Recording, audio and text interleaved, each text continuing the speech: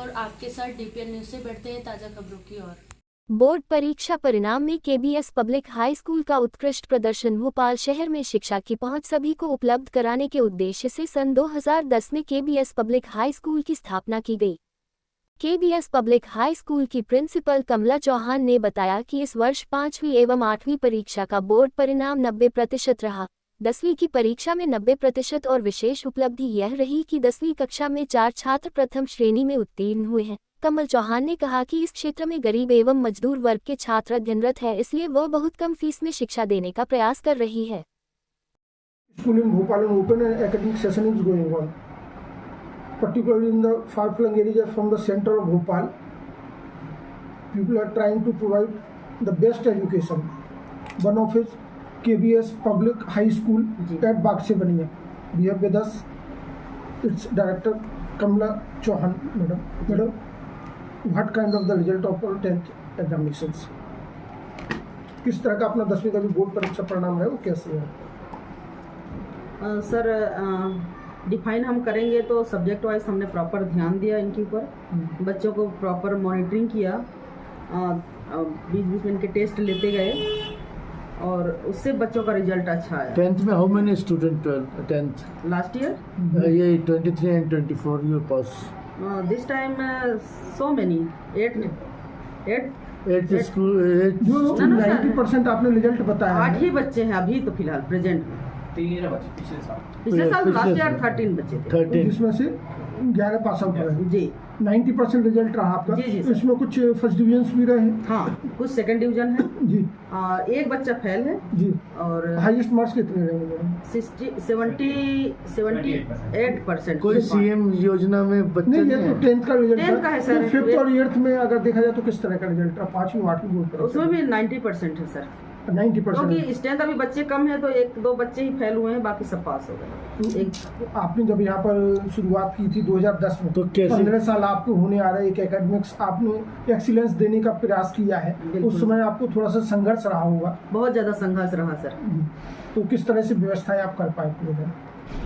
Sir धीरे धीरे व्यवस्थाएं हुई, क्योंकि एकदम से तो नहीं हो पाती हमारे जैसे स्कूलों की, क्योंकि यहाँ पे फीस की भी प्रॉब्लम होती है और ज्यादातर गरीब तबके के बच्चे आते हैं। Madam how many student your RT?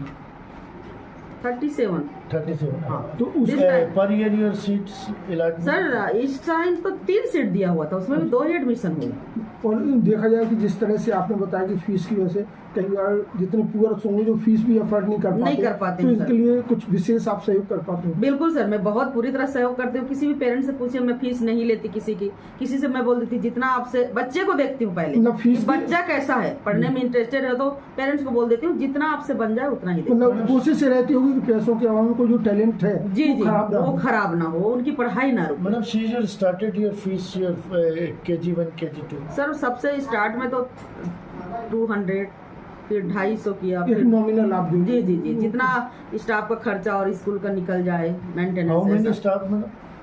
अभी 17 लोगों का स्टाफ है सर।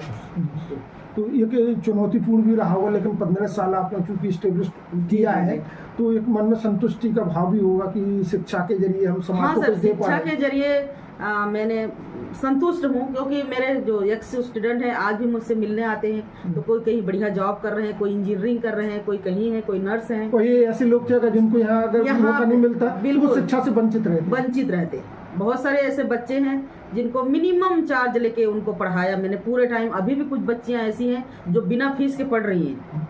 विशेषकर स्कूल की पढ़ाई के अलावा क्या क्या एक्स्ट्रा अपन एक्टिविटीज सर अभी तो एक्स्ट्रा अभी फिलहाल कोविड के बाद से और कोई एक्टिविटीज एक्स्ट्रा नहीं कर रहे हैं, जिसमें स्पोर्ट्स के टीचर्स थे पहले, अभी अफोर्ड नहीं कर पा रहे हैं तो अभी रखा नहीं है हमने। और देखा जाए तो जिस तरह से 10th का रिजल्ट रहा 80% है और रिजल्ट रहा ओवरऑल MP का जो रिजल्ट था उससे बेहतर देने में संभव हुआ। बिल्कुल। और इस बार इलेक्शन की वजह से समय भी कम मिला है, 1 महीने। बिल्कुल, अगर इस बार टाइम से एग्जाम होता मार्च में जैसे हमेशा होता है तो बहुत अच्छा रिजल्ट होता। ये जो 1-2 बच्चे जो रह गए हमारे वो नहीं रुकते।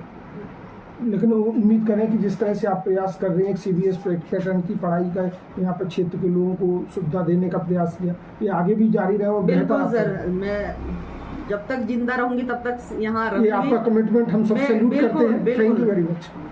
Thank you sir, thank you. Sir की भी जो वेल ऑफ है वो तो शिक्षा के लिए कोचिंग या अन्य साधन का उपयोग कर पाते हैं, लेकिन ऐसे पिछड़े क्षेत्र बाघ सिवनिया जैसे क्षेत्र में जहाँ शिक्षा का एक उन्नत स्तर नहीं रहा हो, लेकिन कुछ लोगों ने प्रयास किया है। नवीन वर्मा जी, आप बाघ सिवनिया क्षेत्र में शिक्षा के लिए कहा जाए समर्पित व्यक्ति थे, जो 99 से करीब देखा जाए 25 साल आपको होने आ रहे हैं। इससे क्या कैसा आपने यह कंट्रीब्यूशन कर पाए? यहाँ पर मैं पिछले 25 सालों से कुछ समय पार्ट टाइम, इसके बाद फुल टाइम से मैं यहाँ पे पढ़ाने का काम कर रहा हूँ। और इस बीच में मेरे पास जो स्टूडेंट्स हैं, कुछ अच्छे भी आए, कुछ ऐसे, लेकिन मैंने सभी को विशेष तौर से एक समान देख करके और पढ़ाने का काम किया। क्योंकि यहाँ पे जो लोकेलिटी है उनमें शिक्षा की जो है के प्रति जो जागरूकता थी वो कम थी, क्योंकि यहाँ पे आसपास का जो क्षेत्र है वहाँ पे सबसे ज़्यादा जो मजदूर वर्ग थे और वो पढ़ाने में इंटरेस्ट कम ही ले पा रहे थे, क्योंकि जो पेरेंट्स था वो वर्किंग पे चला जाता था, बच्चा क्या कर रहा है पता नहीं। तो एजुकेशन में तो अभी थे ही नहीं, लेकिन उसके साथ ये भी रहा होगा कि वो बच्चों पे ध्यान भी नहीं देते, तो गार्जियन की भूमिका भी निभानी पड़ती है। गार्जियन की भूमिका भी निभाई, प्लस कोशिश किया कि जो भी पेरेंट्स आ रहे हैं वो बच्चों को लग रहा है। और मैं स्कूल टाइम के बाद आफ्टर मैंने अपनी तरफ से, जैसा कि मैडम को भी पता है, मैंने काफ़ी बच्चों को मुफ्त शिक्षा दी। ऐसे बहुत से स्टूडेंट्स हैं जिनके माता पिता या इन केस किसी कैजुअलिटी से नहीं रहे या डिसेबल हो गए, तो उनको लाइफ लॉन्ग मैंने जहाँ तक तो पढ़ेंगे मैंने मुफ्त शिक्षा देने की कोशिश की। और वो बच्चे आज कहीं कहीं अच्छे क्षेत्रों में कार्य रहे हो, एक मन में संतुष्टि हुआ कि मैं कुछ दे पाया हूँ समाज के लिए। आप इस तरह का योगदान आगे भी जारी रखें। ऐसी धन्यवाद।